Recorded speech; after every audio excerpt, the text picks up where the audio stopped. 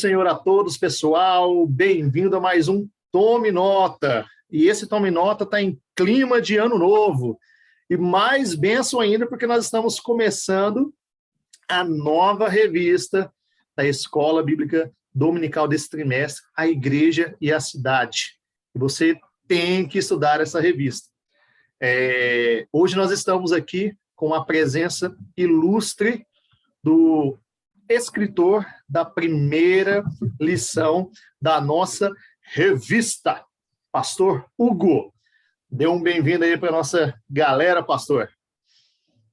Obrigado, Marcos, por toda essa apresentação, por todo o carinho. E estou com muita expectativa nessa nova revista, sobretudo que seja uma bênção na vida da nossa igreja, sobretudo na vida dos jovens do nosso ministério. É uma lição e também uma revista muito desafiadora e contou com a contribuição de muita gente boa. Então, eu tenho certeza de que vai ser bênção na vida do nosso povo, em nome de Jesus. Amém. Glórias a Deus, eu tenho certeza disso. Eu quero já pedir a vocês que, se você ainda não se inscreveu no canal, se inscreva aí no canal. Se você não curtiu esse vídeo, já curte ele agora. Deixe o seu comentário, nos siga lá no Instagram, @comepmorada. Lá nós estamos com todas as novidades, todas as notícias do nosso Comep que está chegando. Embaixo aqui na descrição do vídeo tem o link da revista para você baixar em PDF. Tem um link também para você se inscrever no Comep, caso você ainda não se inscreveu. Qual que deve ser o papel da igreja na cidade? Porque, assim, às vezes a gente meio que se perde em relação a isso, e às vezes até mesmo se isola, né, como igreja, e se esquece do real papel da igreja com a cidade. Fala um pouco para a gente sobre isso. Perfeito, Marcos. Então, conforme eu apresentei tanto na introdução, dando sequência no primeiro tópico da revista, a proposta do ministério, do papel da igreja para com a cidade. Na introdução, eu apresento simplesmente o tripé do ministério do nosso Senhor Jesus, que está lá em Mateus, capítulo 9, versículos 35. Lá no versículo 35, o tripé do ministério do Senhor Jesus, ele traz 3 verbos centrais, que é ensinar, pregar e curar. E lá fala que é isso que ele fazia. E que ele percorria todas as cidades daquela região, daquele cenário onde se dá o seu ministério, e é isso que ele fazia. Ele ensinava, pregava e curava. E a partir desse ensino, pregação e cura, foi constituindo dentro do ensino do nosso Senhor, registrado nos evangelhos, o que eu chamo de o ethos do evangelho para a cidade. O ethos, como a gente tem bem definido na nossa revista, o ethos é justamente essa forma de apresentar ou expressar ou comunicar os valores que sejam sociais, valores morais, valores estabelecidos num contexto de convivência. Então, quando eu vejo para facilitar melhor esse entendimento da igreja como o ethos da cidade, me lembram muito aqueles filmes, você provavelmente deve ter assistido, aqueles filmes em que tem as embarcações, e essas embarcações, às vezes, elas estão num mar bem agitado, e elas são jogadas de um lado para o outro, e aquele cenário de pavor, de falta de senso de direção, o céu está muito escuro, você não tem um norte, uma direção clara, e, de repente, você olha para o horizonte, você olha para um ponto alto, e lá naquele ponto alto você tem aquele farol, e aquele farol ele traz para quem está navegando nessas águas turbulentas a direção de onde se pode atacar com segurança, a direção do caminho seguro, do caminho que, nesse contexto da embarcação que às vezes está a pico, o caminho da salvação em si, o caminho da redenção. Então, esse papel da igreja como ethos da cidade, tendo como pilar, ou como essa treliça do ministério de Jesus, está para a cidade justamente isso: comunicar o ensino de Jesus, seja ele por meio da pregação ou de diversas formas, e através dele permitir que a sociedade, permitir que a cidade ela seja curada, curada de uma forma muito abrangente, né? Curada na sua cosmovisão, curada na sua forma de se relacionar, de se enxergar, de se ver como cidade. Então, eu vejo que a nossa grande postura, o nosso grande chamamento do Senhor é justamente isso: dar continuidade ao ministério do Senhor Jesus na terra, ao qual fomos chamados, e não é inovar, viu, Marcos? Não é inovar. Na verdade, é reaver aquilo que o Senhor mesmo propôs, uma treliça simples: ensinar, pregar e curar. Se permitir ser o ethos da sociedade, esse farol porque não pode negligenciar esse dever de direcionar, de guiar. Esse farol ele não pode se apagar no meio da noite escura, porque vive a nossa sociedade, com medo de que essa luz de alguma forma se perca. Pelo contrário, nós precisamos ser esse farol ousado, presente, que sabe quem é, porque no final das contas, Marcos, um farol que não brilha, que não traz norte, que não traz rumo, ele perde o seu senso de utilidade, ele Exato. perde o seu senso de identidade. Daqui a pouco, ele já não sabe mais nem quem é. Então, esse objetivo da igreja, essa condição de igreja como farol, como o ethos da sociedade, ele não pode ser negligenciado. Então, esse seria, para mim, o grande papel, o grande chamamento, o grande comissionamento do Senhor para nós.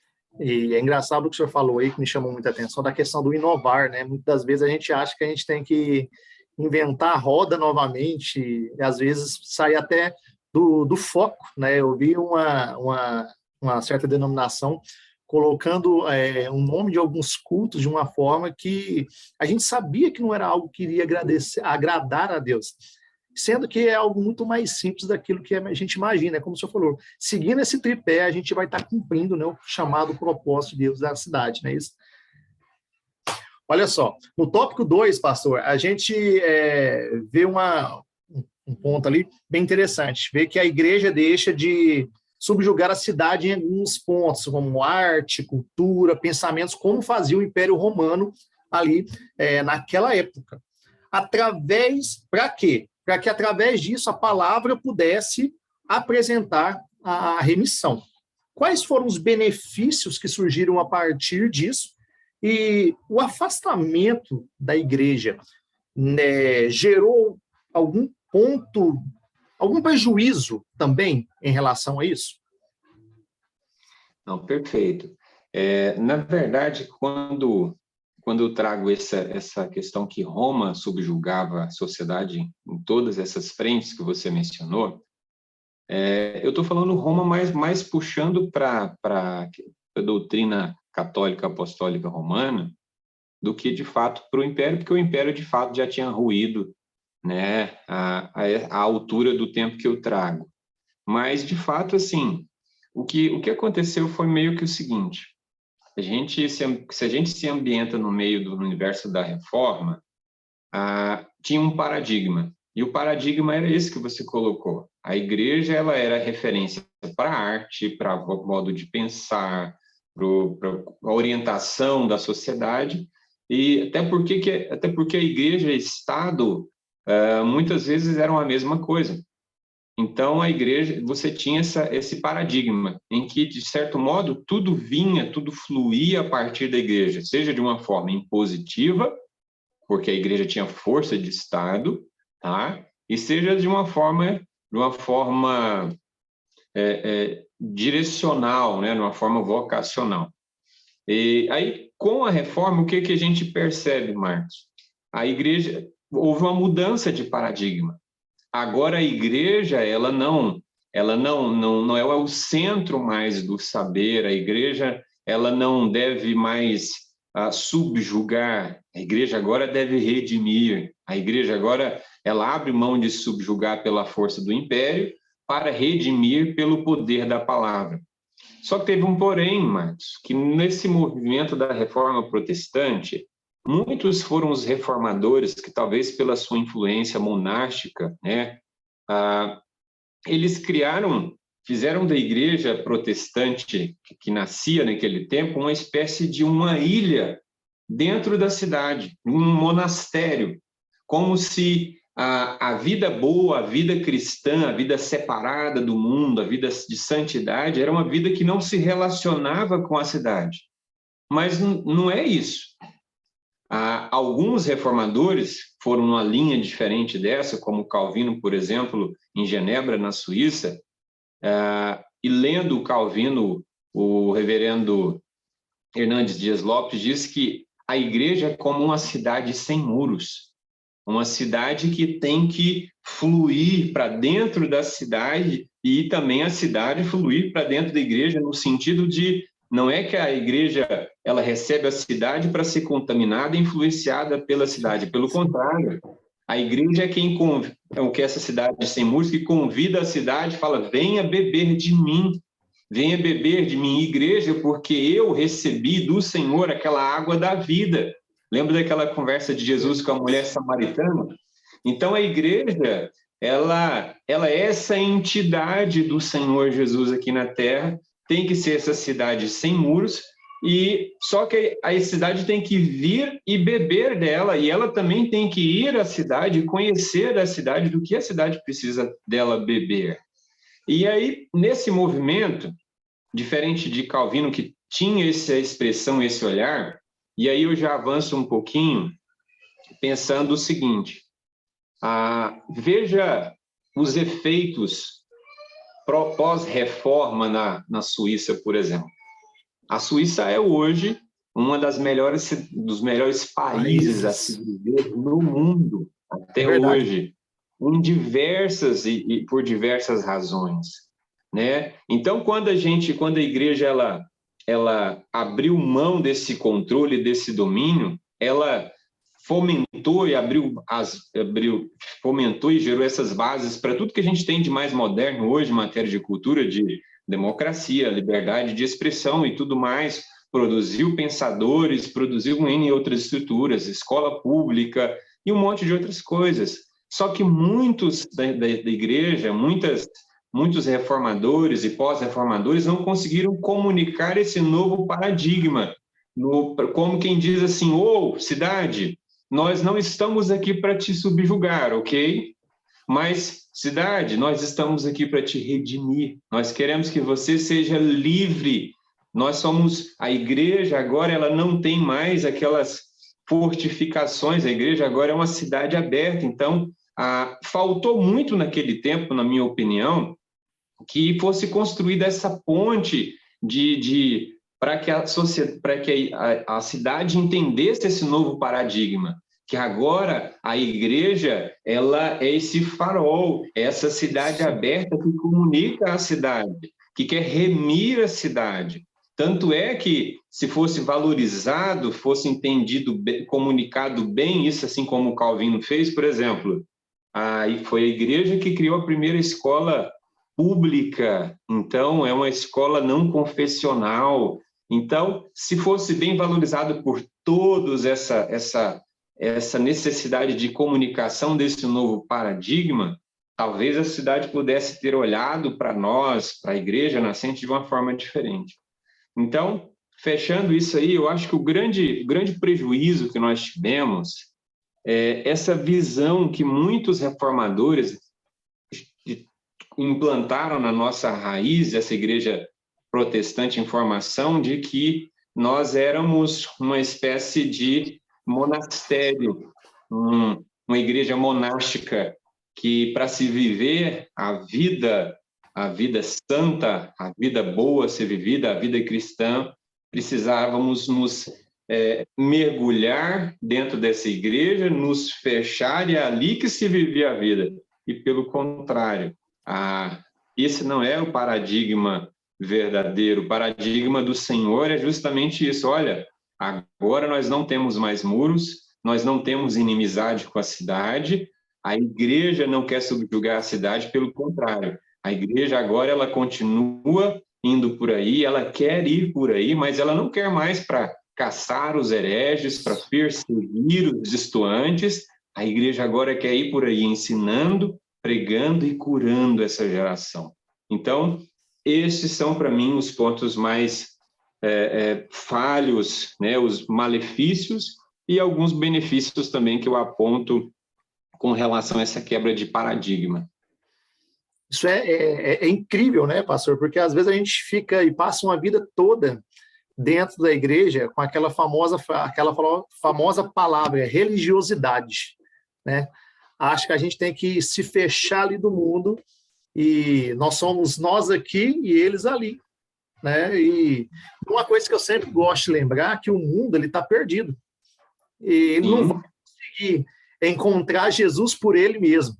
Nós, como igreja, temos que mostrar essa direção. Jesus é o caminho, a verdade e a vida. Uma vez que nós o conhecemos, nós temos total responsabilidade de mostrar para os nossos irmãos que não julgá-los, não apontá-los, não nos isolar deles e nos colocar num pedestal, vamos falar assim, não é verdade? Com certeza. Vamos lá, pastor, mais à frente na lição, o senhor cita lá 1 Coríntios 15, 19, né? E logo após, você escreveu uma frase lá que mexeu muito comigo, fala assim, isso já no próximo tópico, assim, tudo que a igreja é e faz por aqui não deve só comunicar à cidade aquilo que ela é, mas o que ela deveria ser aqui e o que um dia há de ser. Glórias a Deus por isso. A gente vê que antes da pandemia, nós vimos templos sendo construídos e todas as igrejas que nós brincávamos aqui, toda igreja que a gente chegava estava em construção, eventos astrais de eventos e tal. Só que, durante a pandemia, a gente teve que parar tudo. Eu não estou falando assim, criticando os irmãos que fazem, isso é super importante, os eventos, a construção e tudo mais. Contudo, a gente vê também uma atuação assim cada vez mais crescente da igreja na cidade, durante e agora no finalzinho da pandemia. Nós mesmos aqui em Goiânia, nós temos o trabalho, executamos o Morada em Ação, nós já saímos, questão de doação de sangue, distribuir cobertores para pessoas em situação de ruas, entre tantas outras coisas. Então, assim, eu também vejo mesmo nessa situação onde a igreja, após essa reforma, acaba se isolando, eu vejo um foco de um avivamento, de uma mudança de cultura e de pensamento. O senhor entendeu? Nesse final da pandemia, eu tenho sentido a igreja mais próxima da cidade. O senhor acha que a gente está chegando no final da pandemia, e glórias a Deus por isso. O senhor acha que isso vai continuar, se perpetua ainda mais? Ou o senhor acha que não, vai ser uma questão de momento e a gente volta a ficar fechado de novo? Eu acredito que, assim, vai depender muito, Marcos, da compreensão daquilo que a gente tem tentado formular na igreja há muito tempo, que é o senso de identidade da igreja. A gente faz evento, a gente faz acampamento, a gente faz congresso e coloca lá o nome de identidade. Aí coloca na arte aquelas marcas da nossa digital, né? E tudo. Mas parece que a gente ainda não arranhou a estrutura, não arranhou nem o verniz desse valor no que diz respeito de identidade da igreja, identidade cristã, identidade de povo de Deus. Então, vai depender muito se a gente realmente entender isso, a entender quem nós somos, né? O que fomos chamados para ser, né? O primeiro ponto é esse, quem nós somos chamados para ser enquanto igreja. Porque, ainda que pareça que seja o que somos, através de um templo grande. A igreja tal, por exemplo, a minha igreja particularmente é uma igreja de um templo muito bonito. Então, assim, quem é a minha igreja, por exemplo? Quem é a igreja da Rua 8 da Vila Góes? A igreja de um templo bonito, na Rua 8, qual é qual é a memória que a gente está construindo na mente das pessoas? Quando fala assim, alguém pergunta, você é de qual igreja? Não, eu sou da igreja da Rua 8, né? Usando o meu exemplo doméstico. O que essa pessoa tem em mente? Será que ela tem em mente uma igreja que é amiga da cidade? Uma igreja que é amiga no sentido de não concordar, né? De se conformar com toda a situação da cidade, mas é amiga no sentido de se solidarizar, de participar da vida da cidade, de contribuir com a cidade, né? Então, essa é a visão, ou quando a pessoa, por exemplo, pensa sobre a minha igreja, a sua igreja, seja qual for, não, é aquela igreja tal, mas o que você sabe dessa igreja? Não, eu não sei de nada. É muito interessante a instrução que o Senhor passa para o povo de Israel no cativeiro, através do profeta Jeremias, que o Senhor fala para o povo, fala, olha, trabalhem na cidade, lutem pela cidade, porque embora essa cidade não seja a cidade de vocês, esse povo não seja o povo de Deus na sua totalidade, mas nele há o povo de Deus, a prosperidade dessa cidade é a prosperidade de vocês. Então, às vezes a gente, enquanto igreja, a gente não tem essa noção do já e ainda não. Nós já somos reino, mas ainda não estamos na cidade onde deveríamos. Então, para isso, a gente tem que trabalhar aqui para mostrar para a cidade, olha, nós somos o reino do Senhor. Então, no meio de uma pandemia, a cidade deveria olhar para a igreja e falar assim, e agora? O que a gente vai fazer? Qual vai ser o nosso posicionamento com relação a essa pandemia? E nesse momento de tanta confusão, de gente tão perdida, seria, né, no contexto esperado, que a cidade olhasse para a igreja e falasse, não, nós já sabemos onde a gente vai procurar a resposta. No lugar onde sempre teve a resposta. Então, vamos olhar para a igreja e ver como é que a igreja está reagindo. Como é que a igreja está agindo no meio de uma pandemia? Ela está se fechando, como uma cidade cheia de muros, ou ela está se abrindo para abrigar todos esses perdidos? Então, a gente precisa ter essa compreensão. Se realmente, né, voltando à sua pergunta, se realmente entendermos a nossa identidade, aí a gente vai conseguir revelar bem essa questão do já e ainda não. Nós já somos reino, mas ainda não chegamos na nossa morada celestial. Um recado para a galera que está nos assistindo aí. Amém. Pessoal, vocês que estarão estudando essa revista, estarão vendo esse vídeo, busquem, né, mergulhar nesse contexto, entender de tudo que está sendo falado, procurar as referências que muitos autores têm citado. Eu li todas as lições, são lições muito especiais, e essa lição introdutória que fizemos, ela é só um convite para que você possa olhar para o cenário todo da igreja e a cidade, né? Que você tenha essa dimensão depois da conclusão dessa revista. E, para finalizar, eu chamo aqui a memória, né, um pensamento, uma frase do Timothy Keller, que ele diz que a nossa história, né, a história da humanidade, a história da criação, ela começa no jardim, mas ela termina na cidade. E ela termina na cidade não exatamente nessa daqui, mas ela há de terminar na cidade celestial. E eu finalizo a lição justamente trazendo a nossa memória de que lá nessa cidade nós inclusive nem teremos templo, porque Apocalipse diz-nos que lá o Senhor e o Cordeiro serão o nosso templo. nós viveremos neles definitivamente. Então, que você se aprofunde nisso, que a bênção do Senhor esteja sobre a sua vida e que você realmente compreenda esse plano do Senhor comunicado através dessas lições. Deus abençoe. Amém, gente. Deus abençoe cada um de vocês. Não se esqueça de deixar o seu comentário aqui sobre essa lição.